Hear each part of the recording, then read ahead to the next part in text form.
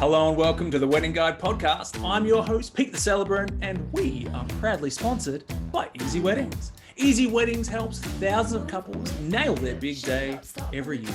With their award-winning directory and mobile apps, you can find and book top-rated wedding suppliers. You can stay on track with their planning tools, or for a more hands-off approach, you can work with a wedding planner, save you time and money. And the best thing, it's free. So jump on to easyweddings.com.au to start your stress-free journey up the aisle today. Joining us for the episode is wedding photographer Ashleigh Haase. We learn about her story from law student to photographer, how she helps couples, and some of the trends she's seeing in weddings. Allow me to introduce you to the very talented Ashleigh Haase. Well, thank you so much for joining us, everyone. And here we are with Ash Haase Photography. Ash, how are you doing? I'm good. Thanks for having me. Thank you for joining me. We've just been chatting before and talking about all the weddings we've done. And I think it's roughly 5 we've probably done together. Yeah. And I think you said like back in 2018 was our first one. I think March 2018. Just like forever ago. Geez, what a memory. You've even got the date. I think March 17 maybe. I'm not sure exactly. Yeah. March 18. Yeah. Back at Bramley in Warrandyte. That would actually been fairly new back then. Yeah, I think it was one of the first ones. Yeah, maybe that's why it comes to mind so quickly. Yeah. Good venue, that. So thank you for coming, Ash, and just coming to chat and tell us about yourself and photography. Why don't you tell everyone who's listening, how did you start this? Why did you become a photographer? Yeah. Short version or long version? Tell us the long version. Leave nothing out. Nothing. Every single day from when I started to now. I was born in. Anyway, I'll let you go for it. Yeah. Well, I have always dabbled in photography and a lot of creative art stuff through high school.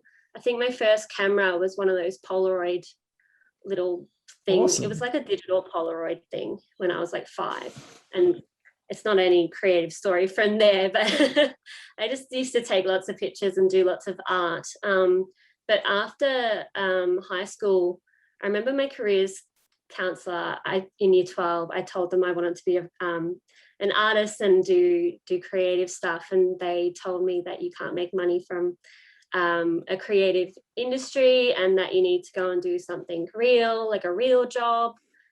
So from there, my dreams and hopes were shattered. So I went and did a bit of law and a bit of psychology. I went and did a uni degree in psychology after high school.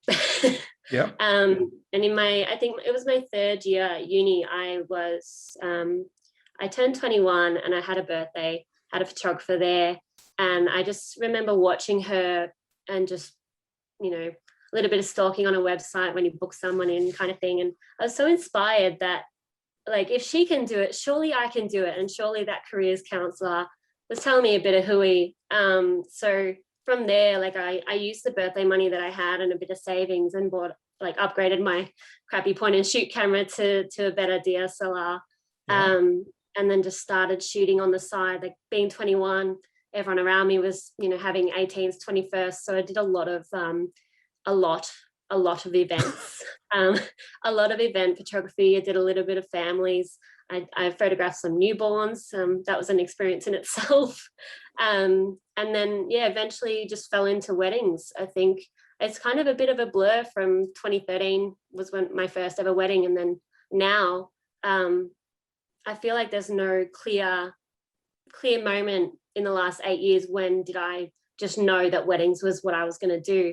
At no point did I ever grow up wanting to be a wedding photographer, but I just fell into it, and everything is just so exciting at a wedding, and it's never the same. And I think that's what has made me fall into running the business and being a wedding photographer full time. Because I've been full time for 4 years now, and I don't want to do anything else. I love it. That's great. Surreal feeling. Yeah, I love that. You've definitely shown your school counsellor that they were wrong, but you just went for it. Like there was that moment. Of course, you sort of did I don't know what they call it, the smart backup or the what, at least take the advice that everyone is given. It's like, we'll go to a proper degree first, Yeah. and then, which I'm pretty much everyone studies at uni, then goes, that's not what I want to do. So it's sort of just the journey that we take. But yeah, I liked that photographer was inspirational for you for your own 21st, Yeah. and that you were like, well, if they can do it, so can I. Yeah. Yeah, it was incredible. And I think because she was so friendly and open as well at the start, I think that's something that, like, anyone that, you know, is nervous or has been told no before, you just need that person that can just motivate you to be like, all right, I can give this a go. Yeah. Yeah. I know that part of what you do now is actually help other photographers build their own business. What do you recommend to others? I'm not sure if you did it this way, maybe that you've discovered a better way for, you know, upcoming photographers. What's the best way to even get their own weddings and to start with this whole wedding photography? What are your recommendations?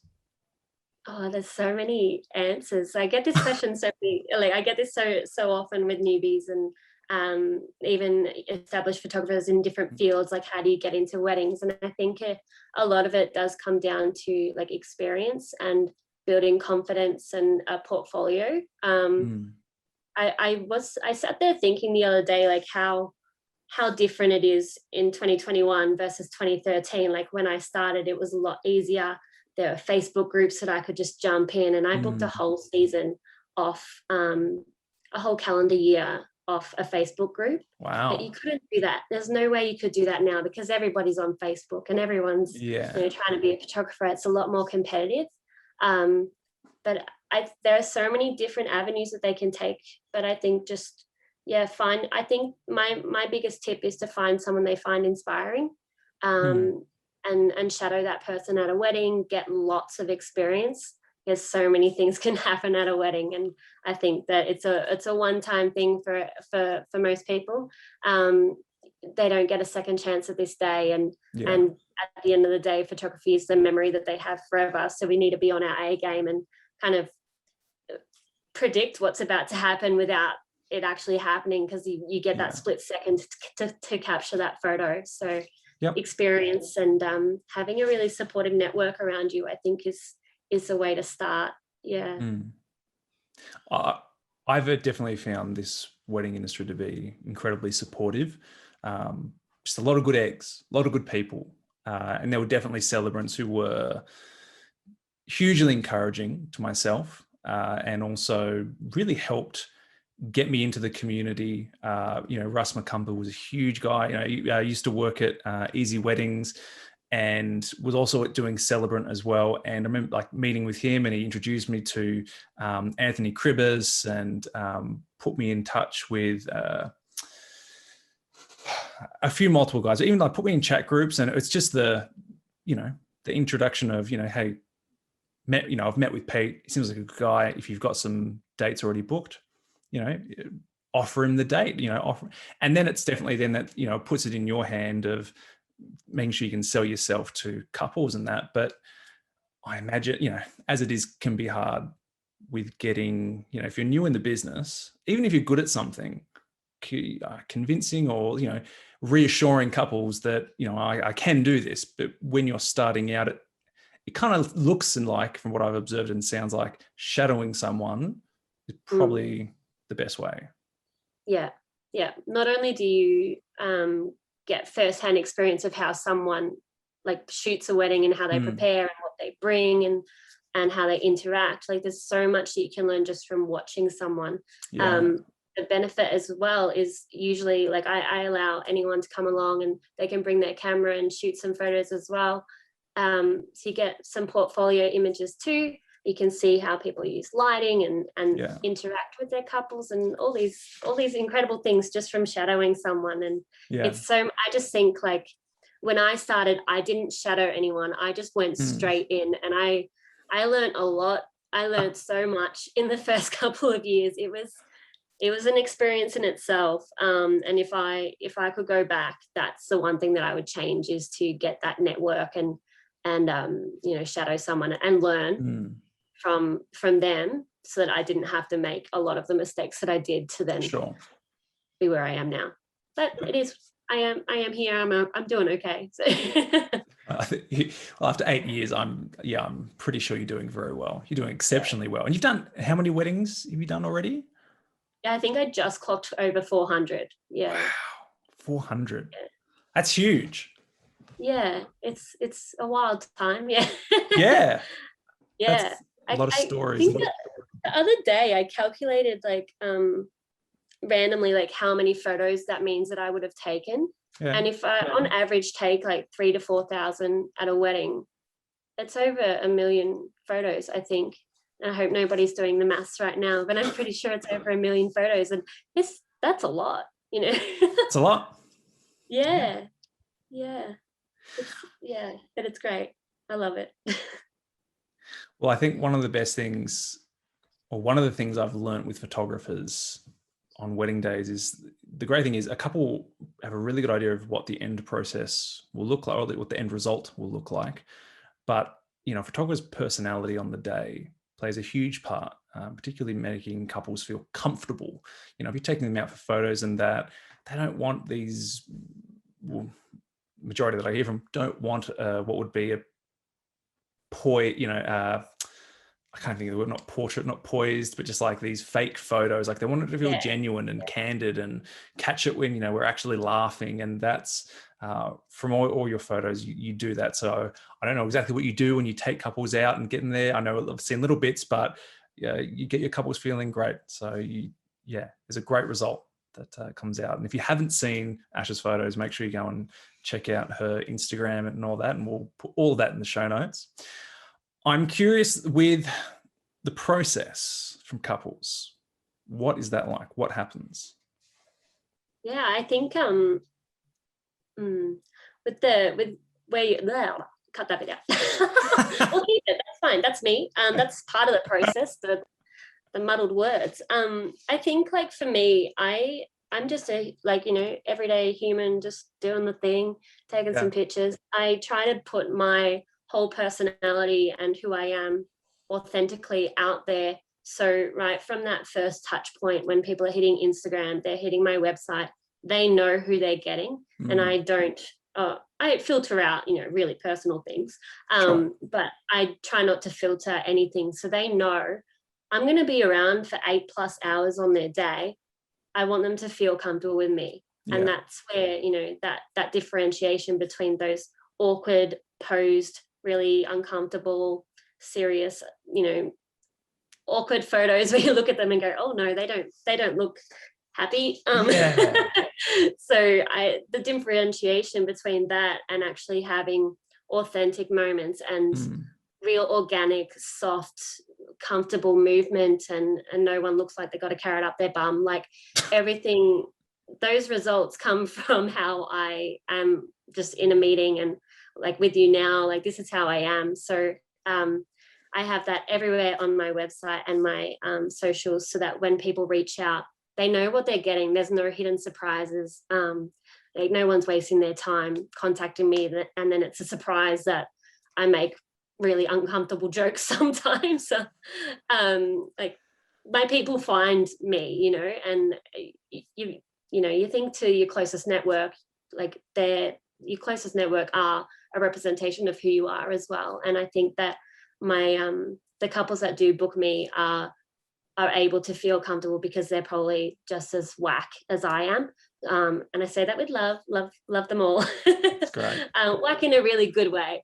But yeah, pretty much the initial touch points is that website and social media, so that when we jump on a phone call, when they inquire for their wedding, we're just hanging out, we're just chatting. I want to get to know them as much as I can, and they can get to know me. The good thing about me is my life's pretty basic. We've just got a couple of dogs, and we foster dogs as well, and renovating a house, and that's pretty much it. So that's all I can relate to. But just having a general conversation with couples, and then from that booking, I then don't go away. I will follow them on Instagram if they've got it, whatever I need to do, so that I can keep in touch with them, 12 to 18 months in advance. Most couples book. So I don't want them to just book and then I ghost them until their day. Like, Sure. we need to keep that comfortability there and make them feel like they're really valued. And by the time their wedding comes, they're ready to dance on the dance floor and bring me on there as well, so that there is just that like friendship there. They feel like they've just got another friend there and can ask me anything, or I suppose do anything. If when we were doing the portraits, there's no, oh, I don't feel comfortable doing that. They're like, yeah, all right, we'll do whatever you want, Ash. Like that's kind of, yeah, I just hang out and chat to them as much as I can and send dog pics whenever I can. And yeah, that's my hidden secret, is share the dog pics. Nice. Share the dog pics. Love it. Yeah. And then, so the catch up, I guess, do you meet couples before? So obviously you're keeping in contact. There's an ongoing conversation before. Is there a catch up before, whether it be a Zoom or are you taking photos before if that's what they want? Yeah. In non-COVID times, definitely in person. Yep. I try and do a couple of meetings, like we'll call them the serious talks, where you go through the timeline and what their day is and how photography can play, and make sure that like I know exactly what's happening to capture that the best I can. So a couple of serious meetings, yeah, whether that's Zoom or in person. I also do encourage dog park meetups, so I do those a lot as well. Love it. Yeah. And then, so on the day, are you there from like the moment they wait to get those shots of the hair being done and suits getting put on? Or it's only last minute though that suits probably put on. What does the day look like? Yeah, I definitely won't be there when they wake up. I think that's a little bit scary. It's probably a bit too intimate. Yeah, I get it. Hanging on the side of their bed and they see my face. Yeah, I try to rock up.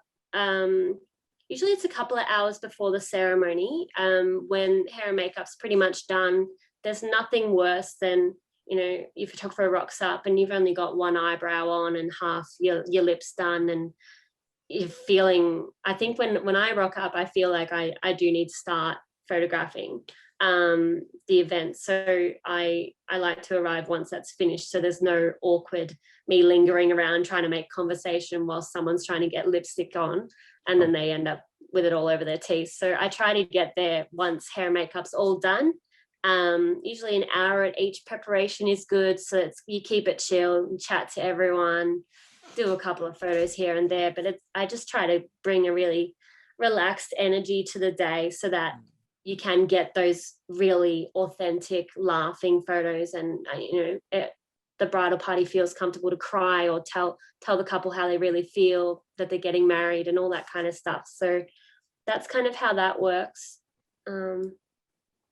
Yeah. Right. And so you're there then throughout the ceremony. Is there a rough or a regular timeline that happens, or that roster sort of for each wedding? Like so you've got your pre-photos, ceremony. Yeah. Do you then normally do you do group photos? Is that only if they want it? Do you then go into just couple pictures or bridal party pictures? Does this change every wedding? Most weddings have like your standard timeline, depending on the venue. Like some venues have their kind of set what works timeline, and they encourage that, and I think that's really good. But occasionally I'll get some couples that might want to do a first look where they see each other before the ceremony and do photos before that. And when that happens, post-ceremony, we might do some family photos and a group shot if they want it. I feel like group shots, I actually have to ask everyone now, because not everybody wants them anymore. So they seem to be on the outs at weddings, sure. Which is an interesting thing. So yeah, after the ceremony, typically you would do your family and your group shots, and then bridal party and the couple. But it really just depends like on the day and the couple and what they want. I'm super chill. I don't really have a set timeline that I like to do. When I think about what I like to photograph, it's just people having a good time planning a day that they want. And as long as I can pull out, we'll say like the highlights or the hero moments of a wedding, they can do whatever they want in between. I don't need 2 hours for portraits. I'm happy with 10 minutes. So as long as there is some kind of allocation for something, that's kind of how it works. Cool. And then post-wedding, what happens with that? Well, pretty much most photographers can probably attest to this, is that straight after the wedding, it might be 11, depending how late I'm staying on the dance floor, 11, 12 o'clock, I get home. I'll back up all the photos immediately. I've got 3 different backup touch points. So I just want to make sure that they're backed up so I can sleep easy. Depending how late it is, I will typically do, 10, 15 sneak peeks for my couple, or the next morning, 8 a.m., they'll get something. So typically within 24 hours, they've got something in their hands. They can flog it all over social media and tell everyone they got married. And then within 3 weeks, they'll get the full gallery. Nice. Yeah. Cool. And then depending what they want, you can get prints, you can get albums, you can get slideshows. Yeah, right. So many different things. Yeah. Sure. And you help, if they're after that, you help put that all together. Yeah, I help with everything. Cool. I'm curious, as a photographer, you're always taking pictures. Pictures are, you're capturing light. Lighting for a celebrant is not a big thing. And we'll make, if you're in, we'll get you married in the darkest of places or the brightest of places. That's not a problem to me. And it doesn't matter what time of the day either. I did a 9 o'clock wedding on Saturday. It was great fun. It was at the Ormond Collective. What a place. And that's different for a photographer. There are some particular things and times you need. Why don't you run us through wedding times and how that works with photography? Yeah. Specifically for the ceremony or portraits? Maybe both. Yeah. Yeah. I have obviously photographed 400 weddings, so I've experienced pretty much any lighting condition you could possibly think of. I've shot a ceremony where it literally rain, hailed, and shine. You know that statement. Yeah, it did all 3. And that was an experience that was incredible. They stayed outside the whole time too, by the way. Love umbrellas up. It was great. I think when I think about like an ideal day for me, if I could pick and choose everything to make the best photos, I would choose an overcast wedding and an overcast day. They are very hard to come by. The sun does like to peek its head through. So overcast is the dream time. But I think depending on the time of year that you're getting married, there is no right or wrong season. You can get married anytime, especially if you're getting married in Melbourne. It will change. The click of the switch, it will change to thunderstorms and then be sunny in 10 seconds. So, a summer wedding, we'll say daylight savings more so. You have longer days. The sun sets after 7:30. A January wedding could be a 9 p.m. sunset. So that 9 p.m. ceremony might be amazing because they've got that golden tone on them. Like, that sounds incredible. But not everybody wants to get married at 9 p.m. So typically I would encourage anyone to stay away from like between 12 and 6 p.m. in peak summer, just because the sun is right above you. It's hitting you from the top of your head. If it's sunny, there's no clouds to break that, the heat and the blindingness of that bright light. So a lot of the time people will be squinting or getting sunburnt, really sweaty. Trees are really good to, filter out that light. So I'd highly recommend anyone to get under, get some shade on their ceremony in summer. But yeah, between that time is pretty intense. Then you've got winter as well, the total opposite. So that's like the shortest days of the year. So the sun is like prime time.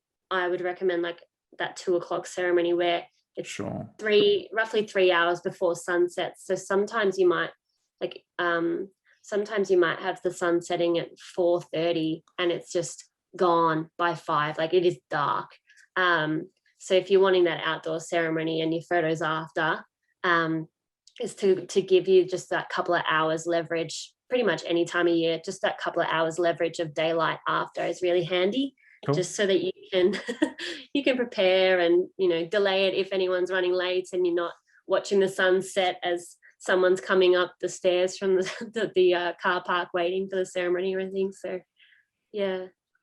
Okay, so for a summer, if you're able to be perfect how you'd like it, stay out of the sun from 12 to 6, or if you're going to have it in between that time, get some shade. Yeah.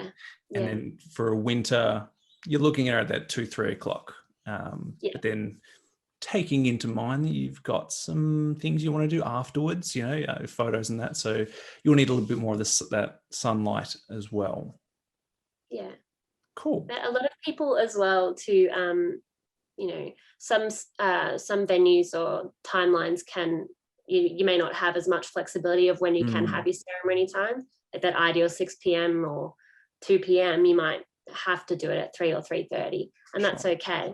I think one of the things that I've really learned over the last couple of years is being open to being flexible in how your day goes, and listening to your photographer and videographer. Like, we are the ones that do work with light the most. Like you're saying, it doesn't matter to you when the ceremony is. You're just going to go there and get them married and put on an incredible show. I don't know. I say that with love. I don't know, how do you describe a ceremony? I don't do the ceremonies, I take the pictures. Yeah. But I've lost my train of thought now. Like, trusting in with who you're, trusting in your photographer and videographer, because we know what's going to work. We can kind of prepare for what the lighting's going to do and the cloud coverage and how that will impact your photos, and just being flexible with, if we are recommending a first look or photos beforehand, it's for a good reason. And at the end of the day, it's up to the couple if they do want to do that, and that's totally fine. But there's some, having that flexibility is important too sometimes. Cool. Yeah, I think it's a good question to ask your photographer and videographer, just getting your advice on the timeline that you're thinking about the day. There's obviously so many things you've got to juggle and you've got to keep in mind, and when reception starts and the distance of driving between things if you've got the ceremony venue different to the reception. So there's a lot of things to keep in mind, and I totally get that. But for lighting, if you're having photographer and or videographer there, you want to make sure that you'll get their expertise. So definitely a question I would recommend asking, and just showing the day, showing the timeline, and getting the thoughts on it. Yeah, I think that's a good idea. Now, with 400 weddings, you've clearly seen a fair few trends come and go, maybe just things that just are and have continued. I think couples are looking for ways that they can keep it fresh. What would you recommend if people want to change things up or they want to personalize it more? What are some things that you've seen? What are some things that you'd recommend? Yeah, I think like over the years, I've seen a lot of the same. So a lot of each year tends to have a particular style or particular trend that people like, and Pinterest is really good for that. I think that what I would really love to see is people just breaking the rules and just doing their own thing. Like, really just think about, like, kind of throw all of the wedding advice and wedding traditions and all those things that may not mean anything to them. Like, if they don't have meaning, like, don't have them at your wedding. I still have this thought is, the first wedding I shot, there was a cake and they did the cake cut, and I just remember standing there being really confused why the cake was getting cut, but like, is there a wedding song? Because like at a birthday you sing happy birthday. What do you sing at a wedding? It was just this, 21-year-old Ash, quite naive, had no idea. But like things like that, if it doesn't make sense, like a wedding cake, if I ever got married, it doesn't make sense to me. I'm not sure what I would do with that, but that's my preference. So just things like that may not make any sense, I think is good, is to just, plan a day that makes sense to you guys and personalizing it however that may be. I've seen some incredible things. I remember one wedding, it was a few years ago now. The couple had this, it's a 3-tier cake, and each layer had a little figurine of the couple and like different hero points of their life together. And one of them was like, they were like dressed up as a shark because he was a marine biologist, I think, and something to do with that. And then she was holding a footy because she worked for an AFL team, and that's kind of how they met somehow. And that just stood out to me, as that's not everyone's going to have that at their wedding. And it was just really cool to see that they thought outside of the traditional, like traditional style cake, and made something that was meaningful to them. And it was like a little talking point of their day too. I like seeing stuff like that.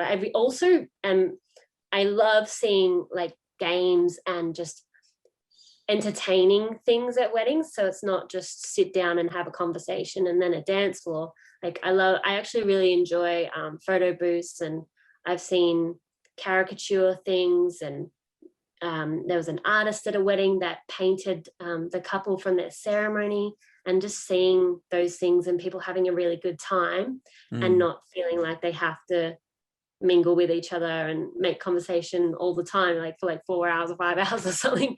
They give little touch points and activities that they can do and really make it a really entertaining evening, I think is really cool as well. That is a good thing, because like not everyone necessarily wants to dance throughout the night. And no matter how amazing the people are next to you, you probably don't want to talk to them for 4 hours. Although maybe they are so interesting that you do.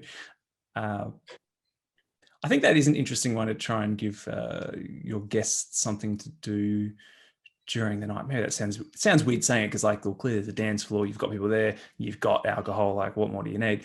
But there's probably a few more things that are being done or could be done around that space, just because everyone's different. Some people want to dance the whole night, some want to dance for 10 minutes, some don't want to touch the dance floor, they're terrified and are thinking that everyone will be staring at them if they even look at it.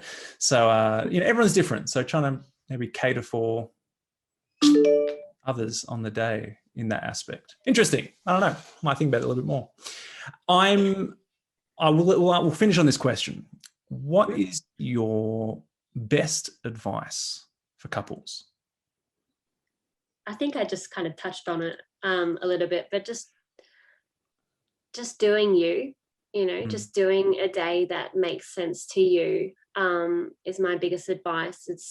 There's going to be, as soon as you get engaged, it's like everyone comes at you with all of their opinions and all of their advice, what's going to make this most incredible wedding. And we live in a world where we do get influenced by a lot of people's opinions and what we see on social media. We start consuming all of that, and then it becomes something else, and we become it. I would definitely recommend just trying to write down things that you really want and what's really important to you, and just have the day that you want. So many people come to me saying like they're worried about things going wrong and all these things on a wedding. And honestly, things go wrong at pretty much every single wedding. And when I say wrong, I don't mean like, bad or anything. Just a timeline might be 10 minutes out, or a flower might be misplaced, like really little things that really it doesn't matter. No one knows that you've done those things except for you. So it's kind of just letting go of all of the things that people tell you need to have or need to be perfect, and just having the best day possible.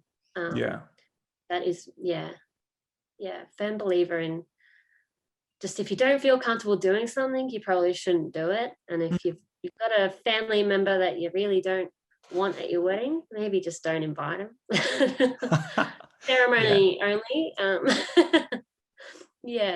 Just have people around that you want there, and then you can enjoy and celebrate and go hard. I like it. Ash, thank you so much. You have given us so much to think about in terms of new things to do, things to try, things to think about with lighting, and just timelines and questions to ask. So thank you for your time and sharing that. Everyone, please go check out Ash's Instagram, check out her website. If you are a photographer and you want to build your own business, or you've been thinking about it, Ash does mentoring for photographers. So reach out, let her know. But hey, thank you, Ash. And thank you everyone for listening. Have a wonderful day. Yeah, thanks. Cool. Bye.